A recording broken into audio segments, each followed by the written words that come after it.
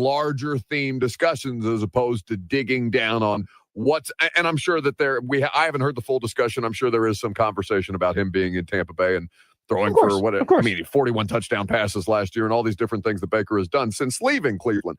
But the two of them are also from Ohio, so they do care about probably the Browns. They probably have people in their life that care about that football team, and that football team does have an incredible fan base. And the other context that I would add to this conversation, Fitz, is Traylon Burks broke his collarbone today at the Titans open practice. All right? Traylon Burks does not matter, respectfully, in the landscape of the NFL. I hate it for Traylon. He has missed an incredible amount of time due to injury after being a former first-round pick in 2022. Out of Arkansas, his professional career has been hell on earth. I would not wish Traylon Burks' timeline on anybody, and I feel sorry for him and his family for having to deal with this on a constant basis. But do you know why Traylon Burks is a Tennessee Titan? Yeah, because they traded A.J. Brown. They traded A.J. Brown to the Philadelphia Eagles for a bag of beans because John Robinson, the GM at the time, who's we're two fired GMs removed now from J-Rob. It's been quite some time. John Robinson traded A.J. Brown to the Philadelphia Eagles because he thought it would just be easier and cheaper to replace A.J. Brown, one of arguably the best, not even arguably, one of the best wide receivers in the sport, and was at the time, for Traylon Burks, who was an unknown commodity, and since then it has been an absolute nightmare. It is one of the biggest reasons that the Tennessee Titans now have Cam Ward as the number one overall pick on the roster, because John Robinson, the timeline of him lighting that franchise's future on fire consists of A.J. Brown, Traylon Burks. The two of them are never going to be able to separate from that conversation, or at least Traylon Burks is never going to be able to separate from the fact that he was on an NFL roster because A.J. Brown was sent somewhere else. It will linger over him like a bad smell for as long as he's able to play football, and God knows he's not been able to play much football throughout the course of his career. But it's an absolutely necessary point in talking about the timeline of both of these players. Traylon Burks in Tennessee, A.J. Brown from Tennessee to Philadelphia, they're inextricably linked. Baker Mayfield was the number one overall draft pick by the Cleveland Browns. It's always going to be a part of his story, his timeline, and his ascent. Number one on your car radio preset and the new and improved iHeartRadio app. WINZ AM Miami, WMIB FM HD2 Fort Lauderdale. Free never sounded so good.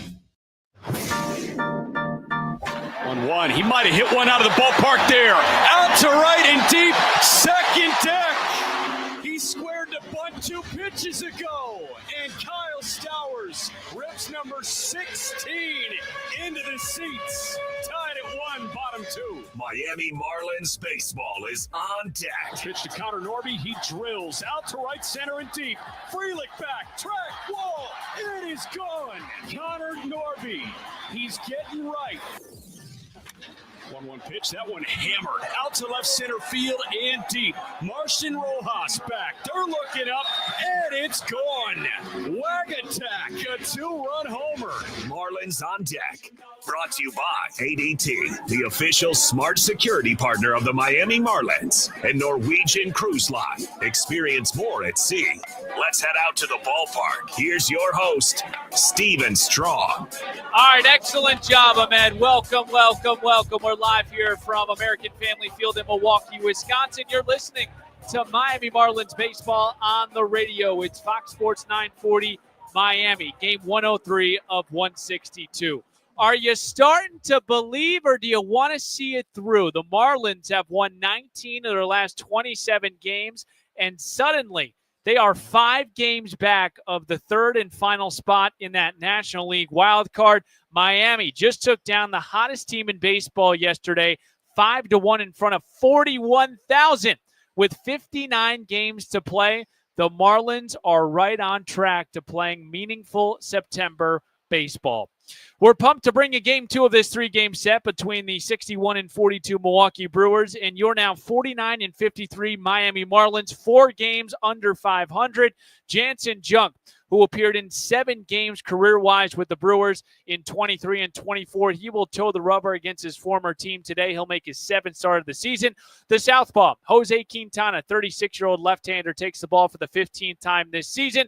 And tonight we get going at 7:10 right here on the Marlins Radio Network. Hi, everyone. Thanks for making Marlins on Deck a part of your Saturday night with Jack McMullen and Marlins 2011 All-Star Gabby Sanchez. I'm Steven Strom. Got a great show for you ahead, a Power Pack broadcast. We thank you for your participation. I want to first get some good sound from yesterday's win. Clayton McCullough, Marlins manager, and Otto Lopez, who had 3 doubles yesterday. We will also hear from Jansen Junk. Our very own Jack McMullen sat down with him. We'll get you out of the count with Quintana and Junk. Jack will jump in for segment 4, Expo question of today at Marlins Radio, and Steve's guarantee to victory. Well, I said it on the post-game show with Jack. It was a statement win yesterday. How the Marlins did it, when they did it, and what I mean by that is how they did it. They were able to wear out Freddie Peralta. Yes, he still ended up with 9 punch-outs. Yes, he still ended up going to the 5th inning or completing 5 innings. But the Marlins did their job. They got to the bullpen, and when they did it, this Milwaukee Brewers team coming into yesterday had the best record in all of baseball. They had just went on an 11-game win streak, and the Marlins took care of them. It took a little bit. It got to the 7th inning. This was a tie ball game, but Otto Lopez's big double brought home a couple of runs, and Liam Hicks with a sacrifice fly. All of a sudden, the Marlins are up 5-1. They shut the door with that bullpen that continues to just sparkle for Clayton McCullough. So post-game, I asked Clayton, how have you seen this team's confidence grow in this last month? For sure. I mean, we do. Like to say it's, but I think they come here every day expecting to win, and when we don't win, it doesn't feel good. I think that there is a real belief in there with each other that each day that we come out here, we have a starter that we believe can keep us in the game. We have a bullpen collectively that's throwing the ball very well, and on the offensive side, we're doing things throughout the lineup, doing it in different ways to score runs. So I think there's very much a confidence and belief in there, as there should be, but I think we've had that confidence all along that this is what we were capable of doing. Well, my confidence would be through the roof. I was 26-16 since June 4th. Otto Lopez yesterday, we had mentioned, he tied a club record with 3 doubles, the 35th time in franchise history that has happened. Otto, have you seen an uptick in the confidence in this group? I mean, a lot. The pitchers, the bullpen, everybody is doing well. That's why it just make us just work harder, and it's impressed. Like win to win after win. Like it's kind of like what we were going for. All right, that was Otto Lopez yesterday, and he is, of course, back in the lineup playing shortstop. This is a big-time right-handed lineup for the Marlins tonight. They're facing Jose Quintana, who, of course, is a southpaw.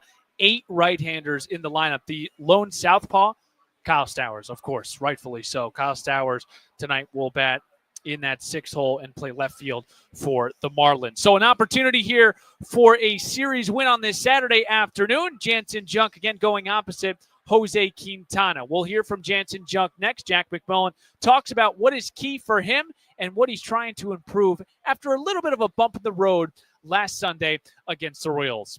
7:10 first pitch. Marlins on Deck continues on the Marlins Radio Network. For the last 3-4 months, it's Stowers is in scoring position right now. 2-2. That one cracked out to left center field. Collins on the move. Back to the track. He's looking up, and it's gone. Scoring position right now. Kyle Stowers, homer number 23.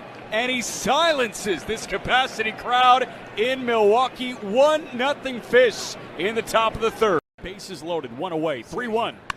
Otto lines one into right center field. That is in for a base hit. It's going to plate at least 2. Stowers pulling into 3rd. Blake Lally holds him up. Now he sends him. Stowers getting the run around. That ball was bobbled in right center field. Otto pushes to 3rd, and Stowers comes in to score from first base. A defensive miscue by a sure-handed Brewer team, and it's a 3-run double or triple from Otto Lopez to open this game up. Misfires galore from Nick Mears, and now it's 4-1 Fish in the top of the 7th. Kind of more validation of the way we've been playing, I think. Crazy atmosphere here. Kind of felt like a playoff game. I think we were able to, have some really good at-bats. I think it was in that 6th inning, 6th or 7th inning. That really was the difference in the game, and kind of took the crowd out of it late. They're a really good team. Expect them to come back, ready to go tomorrow. So we got to, enjoy this one for a little bit and then flush it and get on to the next one. Home run number 23 for you. I asked Clayton McCullough earlier today, teams are starting to pitch you more cautiously. You're going to have to take your walks. How do you find that balance of not trying to press, but also still trying to be effective? Yeah, I mean, learning how to do it, trying to just be stubborn to my approach, take good at-bats, try to see the ball well, and, kind of just let whatever happens go from there. What do you think? Offer only valid on qualifying purchases at the participating Cuba Vera stores at Dolphin Mall, Sawgrass Mills, or online at cubavera.com. This offer is valid until September 1st, 2025. Other exclusions may apply. Saturday Night Baseball here in Milwaukee at American Family Field. Steven Stroud, Jack McMullen, Gabby Sanchez. Listen to your Marlins on the go. Download the iHeartRadio app and make Fox Sports 940 your top preset to listen to every Marlins game this season. Jansen Junk, he made 7 career appearances with the Brewers. A little bit of a homecoming for him. He's looking to bounce back after Sunday against the Royals, went 5 frames, yielded 6 runs, 5 of them earned. Our very own Jack McMullen caught up with him ahead of his start. Thank you very much, Stephen. Here with Jansen Junk. You played for the Brewers parts of 2 seasons. Does it feel a bit like a homecoming? If not, what does it feel like? Yeah, it does feel like a homecoming a little bit, just like, I stayed kind of where we are staying, the off day, just exploring, kind of reminiscing those times when I was walking around, and then coming into the ballpark today, just all those same feelings of, last 2 years coming to the ballpark and playing for them kind of came up, but, walking on the visitor side is different. So that kind of gets me in the mindset of, being here with the team and staying present. Does your vibe fit more of the Milwaukee culture or the Miami culture? I think Miami, for sure. Good. What about Miami? I just, in general, I really enjoy the guys that I'm with right now, and, been here a while, and so building relationships with them. I was up and down with the Brewers, so having somewhere solidified, being able to make good long-term relationships here, I've really enjoyed that. You know a lot of these guys in the opposing dugout. Does that make the scout easier for you going into this start? No, I'd say it's the same.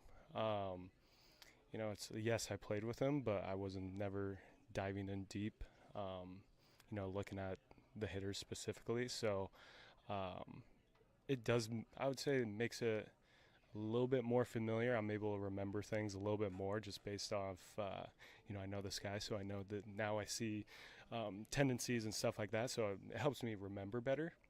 But overall, I think it's just the normal approach every week I go into. Jansen Junk, it was awesome to watch the way you bounced back from a rough start in San Francisco with 2 excellent starts on the heels of that. Struggled a little bit against Kansas City, but you were so good at compartmentalizing that and moving forward last time. How are you going about that this go-around? Pretty much just, moving on from that, learning from what I did, looking at the video, seeing where I didn't execute, where I did execute, and how to get better, and then going into my bullpen, everyday work, and kind of just building off that. I'm already over that outing. I give myself about 24 hours to, be sad, be happy, whatever it is, and then after that, it's on to the next, trying to game plan for the next outing. And that's kind of where I'm at right now. Just, they're a good team, and, it'll be fun out there competing, and, whatever happens, happens. They are one of, if not the best team in baseball right now, and when you see them, they could be the best team in baseball record-wise. The big story about the Milwaukee Brewers right now is the pitching staff, right? The rotation, the bullpen, but you don't get to the best record in baseball without a decent lineup. What jumps out about this Brewers lineup to you? I think they're a scrappy group. I feel like they're very similar to how we are, but they like to get on, like to run, small ball, do everything, all those little baseball things correctly, and that's why they're so good, I believe. Junk with Jack McMullen, and Jack had asked the question after that San Francisco start where we went 3 2/3, gave up 8 hits, 5 runs. Those next 3, the first one against Minnesota, 6 innings of 2-run ball.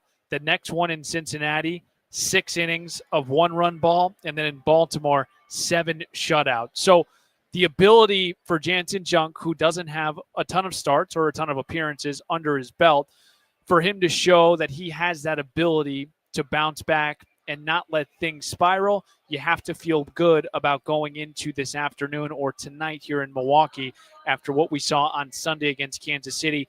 5 innings, 6 hits, 6 runs, 4 of them earned, but Jansen Junk looking to bounce back and secure a series victory for the Marlins here tonight. We will break. We'll get you ahead of the count a little bit deeper. We'll also hear from Jansen, and we will also get you ahead of the count with Jose Quintana. Should be a good matchup on the mound tonight. 7:10 first pitch. Marlins on deck continues on the Marlins Radio Network. For the last 3-4 months, it's Stowers is in scoring position right now. 2-2. That one cracked out to left center field. Collins on the move. Back to the track. He's looking up, and it's gone.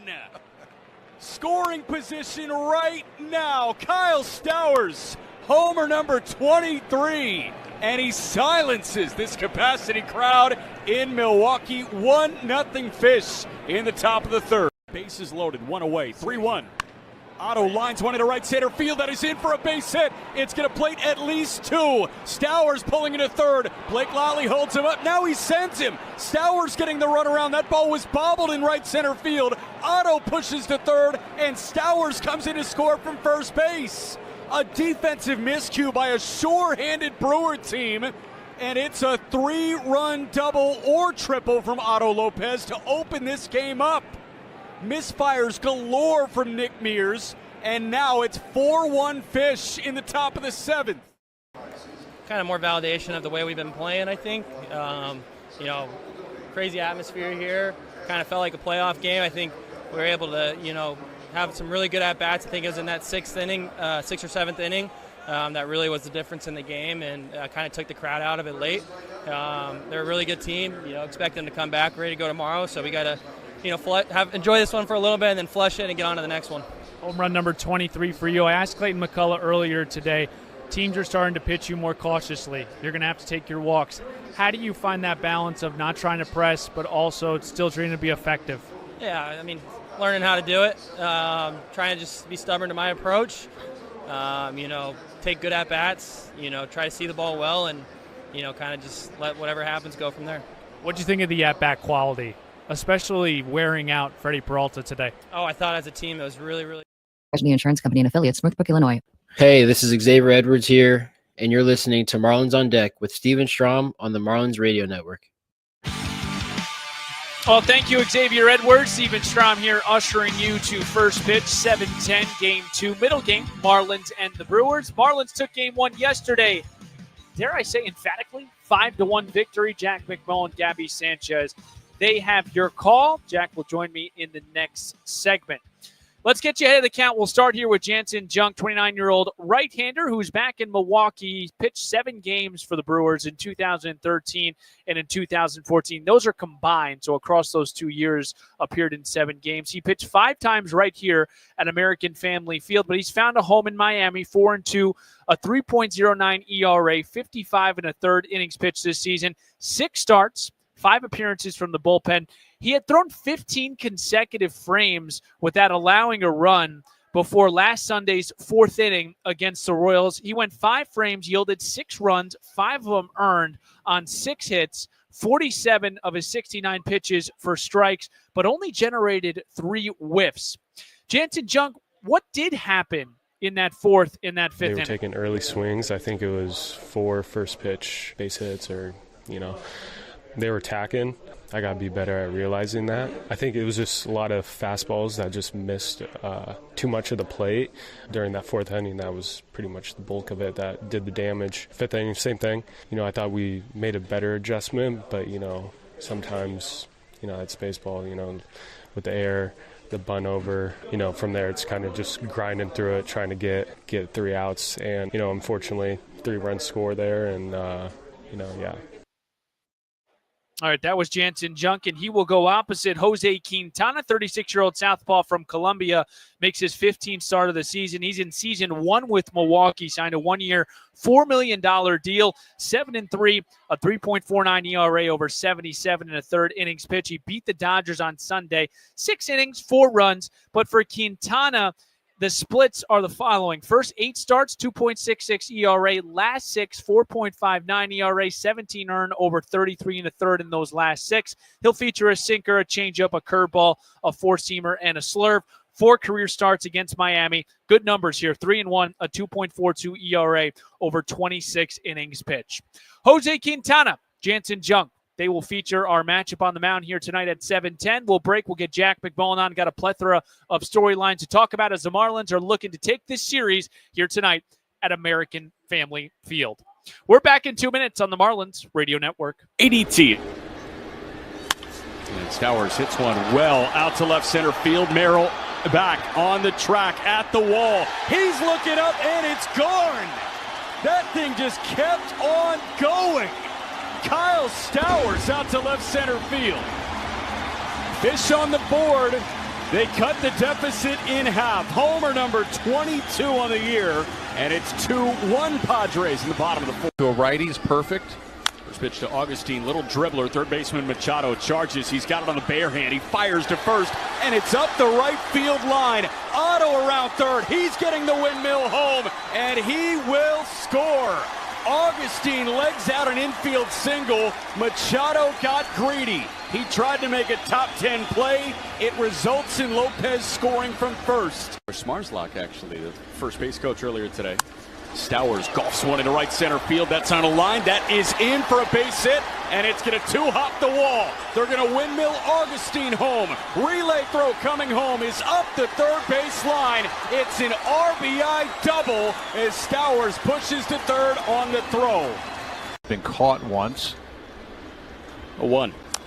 Oh, and a little swinging bunt. Cabrera's got it. The toss is coming home. A tag from Ramirez, and they get Arise. Arise hit the deck, a head-first dive. He came up kind of gripping his wrist, but that a tremendous play from Edward Cabrera. A one. That one tagged into left center field. Sheets on the move. He's not going to get there, and it one-hops the wall in left center. There's insurance. Hernandez around third. He will score. Sanohawk going to third, and he's got an RBI triple. He beat out the relay with a head-first dive. Javi, the spark plug. Límites de datos y los ahorros reales varían.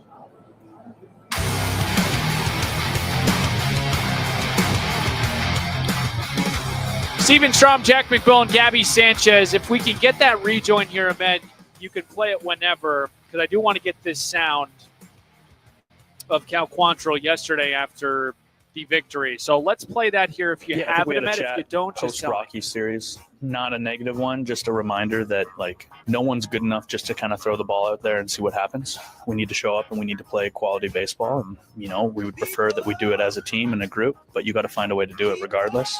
And I think if you look at kind of that as a turning point, the quality of the baseball that we've played has drastically risen. And then, in turn, the results have gotten better too. So I think for a lot of us, that would be a kind of a turning point. But yeah, it's hard to sustain it. It's hard to do it coming back from the break. And I think that the boys have done that, and there's a lot to be proud of. All right, that was Cal Quantrill after yesterday's when I asked him what the turning point was, always referring to the guys as the boys. The boys. And I got to tell you, Jack, it did take me back to a dark place when the Marlins got swept by what was a team that had won 9 games coming into the 305 and took 3 in a row over the Marlins. There were a ton of questions after that series where the season was headed. And after that, if you asked a lot of these guys, when did they feel like the turning point was, they felt like it was that Tampa series. Yeah. But we heard from Cal Quantrill yesterday, and this was not public, that they did have some form of dialogue after that series in Colorado. I'm not going to call it a team meeting because that's not what they labeled it as, but it was a get-together to be like, okay, we can't just roll it out. You heard Cal Quantrill. I wanted to get your thoughts on that, Jack, from our vet, Cal Quantrill. Yeah, no, it makes sense. Number one, there were a couple of things in that Cal Quantrill bite that jumped out to me. The boys, like him using that thick Canadian accent to go with the boys, and then drastically. I thought that word from Cal Quantrill was really good, drastically. But a lot of people are IDing that Tampa series that came on the heels of getting swept by the Colorado Rockies, and I think a lot of other people would identify the Washington series on the back end of that 3-leg road trip. It went Tampa, Pittsburgh, and Washington. Yep. When you swept the Nats in D.C. and kind of laid the groundwork for Washington making some changes with Davey Martinez and Mike Rizzo. But honestly, I look at that Tampa series, and we were talking about it in the clubhouse with Liam Hicks earlier today. I almost forgot that we dropped 2-3 in Tampa, and I forgot that we dropped 2-3 in Pittsburgh because the vibe felt so much better. It really felt like they turned the page. And that win in Tampa, to me, was that Saturday afternoon that was so unbelievably hot at Steinbrenner Field, and it was 11-10 or 12-11. Like, that's the game that jumps out to me that showed that this team has so much more fight than anybody else was willing to give them credit for. And that was huge to me. Once I saw that game and that win against a very good team in the Tampa Bay Rays, I was sold. Honestly, think about what happened. I know it was a loss, and it actually resulted in a position player pitching. It was a loss on Monday evening in Pittsburgh. Do you know what was notable about that one on that road trip? Tell me. It was Yuri Perez's season debut. Oh, yes. For me, unfortunately, you missed that. Yes, I do remember. I did miss that. That's the only game that I wasn't here for. Yes. But for me, that and that guy's presence kind of signified that they've got a shot literally every single night. Yep, it's a good point. And for Cal Quantrill, too, Jack, who we just heard from, 5 of 8 starts after that Colorado series, he surrendered 2 runs or less. So Cal's been pitching really well, and that has been the theme through this 26-16 since that Rocky series, is the pitching has been good. Yeah. And it's been trustable. And I think that has kind of coincided with the hitters. And the hitters feel like, okay, if we score a couple runs, if we have a lead going into the 5th, 6th inning, we feel really good turning it over to the bullpen. So that blueprint really did develop, I think, after that Colorado Rockies series. That's Jack McMullen. Gabby Sanchez will join us in a little bit. I'm Steven Strom. Game 2, 3-game set here of this series between the Marlins and the Brewers. And, Jack, we heard from Jansen Junk after his start in Kansas City. I played the sound and ahead of the count, but particularly looking at the way Jansen tries to get ahead. He doesn't throw a lot of balls, and this Milwaukee Brewers team, they like to walk. How does Junk navigate this lineup here tonight against the Brew Crew? Yeah, I think line the perimeter of the strike zone, to be honest with you, and I think mix it up enough. And he's got to deal with a couple of guys that are incredibly hot on both sides of the plate. Left-handed hitting Christian Yelich is on a 30-game on-base streak. That matches a career high in terms of an on-base streak with his MVP season in 2018. So you're looking at a very hot Christian Yelich right now. You have to beat that left-handed bat.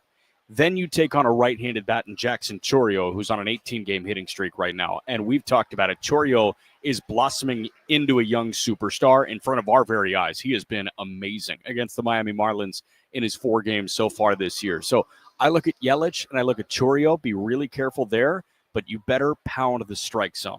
I'm disappearing, man. I see the low again. But I see the low Wi-Fi on my thing. My connection is unstable. I'm on the same Wi-Fi network that Try you to are. rejoin it real quick, though, Jack, and I'll kind of stall here. All right. I want to segue into Otto Lopez because I think you asked a really good question to Clayton McCullough.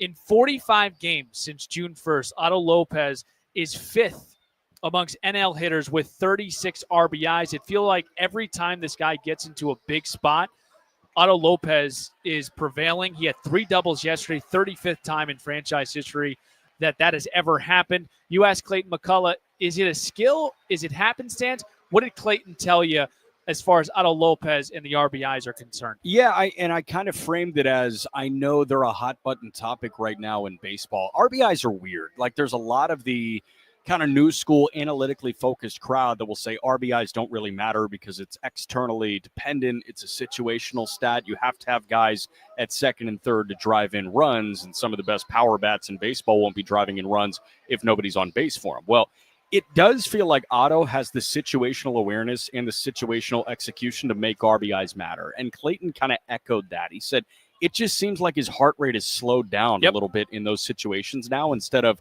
oh, what if I don't come through? It's, I'm going to execute the right swing on the right pitch. I'm going to be patient, and I'm going to make things happen with guys in scoring position. And he's hitting darn near 400 with runners in scoring position over this hot stretch. I think he's hitting, 377 with runners in scoring position over his last bit? 20 for his last 53 with runners in scoring position since June 1st. Otto Lopez hitting 377 with 28 RBIs with runners in scoring position. Somehow, some way, going from second base to shortstop inspired him. Whatever it did, whatever Clayton McCullough and the coaching staff decided on flipping those two, Xavier Edwards and Otto Lopez, it has worked. We've talked a ton about Kyle Stowers, but those two particularly up the middle, that production offensively has made a world of difference. We had mentioned it since that sweep at the hands of the Colorado Rockies. The Marlins are 26-16 and looking for a series win here in Milwaukee. We will break here. We'll get our X-Poll question and also Steve's guarantee. That's all next as we get you ready for a 7:10 first pitch right here on the Marlins Radio Network. For the last 3-4 months, it's Stowers is in scoring position right now. 2-2. That one cracked out to left center field. Collins on the move. Back to the track. He's looking up, and it's gone. Scoring position right now. Kyle Stowers, homer number 23. And he silences this capacity crowd in Milwaukee. 1-0 Fish in the top of the third. Bases loaded, one away, 3-1. Otto lines one into right center field. That is in for a base hit. It's going to plate at least 2. Stowers pulling into third. Blake Lally holds him up. Now he sends him. Stowers getting the run around. That ball was bobbled in right center field. Otto pushes to third, and Stowers comes in to score from first base. A defensive miscue by a sure-handed Brewer team, and it's a 3-run double or triple from Otto Lopez to open this game up. Misfires galore from Nick Mears, and now it's 4-1 Fish in the top of the 7th. Kind of more validation of the way we've been playing, I think. Crazy atmosphere here. Kind of felt like a playoff game. I think we were able to, have some really good at-bats. I think it was in that 6th inning, 6th or 7th inning. That really was the difference in the game, and kind of took the crowd out of it late. They're a really good team. Expect them to come back, ready to go tomorrow. So we got to, enjoy this one for a little bit and then flush it and get on to the next one. Home run number 23 for you. I asked Clayton McCullough earlier today, teams are starting to pitch you more cautiously. You're going to have to take your walks. How do you find that balance of not trying to press but also still trying to be effective? Yeah, learning how to do it, trying to just be stubborn to my approach, take good at-bats, try to see the ball well, and, kind of just let whatever happens go from there. What do you think of the at-bat quality? Miami, reimagined, redesigned. Rediscover Miccosukee Casino and Resort online at miccosukee.com. Number 1 on your car radio preset and the new and improved iHeartRadio app. WINCA in Miami, WMIB FM HD2 Fort Lauderdale. Free never sounded so good. Well, here we go. 11 minutes away from first pitch right here on the Marlins Radio Network. Marlins Radio live from American Family Field here in Milwaukee, Wisconsin. It's the middle game, game 2 of this 3-game set. Marlins punch first in game 1, beating the Brew Crew 5-1. And tonight, Jansen Junk will return to Milwaukee. He pitched 7 games for the Brew Crew and pitched 5 times right here at Great American Family Field, or just American Family Field. He will go opposite Jose Quintana, 36-year-old southpaw. Let's get to our X-Poll questions today. Gabby, myself, and Jack were all looking this up, and Gabby had mentioned it. Kyle Stowers, if he continues this, is going to win Player of the Month in the month of July. Our X-Poll question today, not only who was the last Marlin to win NL Player of the Month, but when was the last time? What was the year? Make sure to vote at Marlins Radio. Don't answer, Gabby. I know you know the answer. He's looking at me. Don't look at me. Do you have to do the month also, or just the year? No. Month and year. Let's go. Let's make it a triple. Month is really hard. Triple thread it. Month is very hard. Triple okay, that's thread. Gabby's. That's Gabby's trivia. You can do that. You can do month, you can do year, and you can do player. That's good stuff. Let's get to Steve's guarantee. I got 2 Steve's guarantee. Let's get to it, Ahmed. Batter up. Batter up. Let's play some ball. First pitch is moments away. Time now for Steve's Guarantees. Give me that yard card. I'm getting my yard card out. Eric, Michael, Wagaman. Yard card. Right here, folks. I'm pulling it out. Yard card against Jose Quintana. Second one. 3 walks today, I think, for the Marlins as a team against Quintana. We had mentioned the walk rate, 9.5%. League average is 8.2, but 24 of the 31 walks for Quintana against righties. How many righties in this lineup for Clayton McCullough? 8. 8 of 9 in that lineup. Marlins did a great job yesterday of the AB quality and drawing walks. 6 of them yesterday as a team. I like 3 against Quintana. Folks, I hope you got the hits for first pitch, because when we come back, Jack McMullen paints a picture. Gabby Sanchez, he's ready to rock. Starting lineups in first pitch is right around the corner. Thanks for tuning in to the Marlins On Deck pregame show. I'm Steven Strom. Let's flip the M together, Miami. Marlins baseball. It's next on the Marlins Radio Network.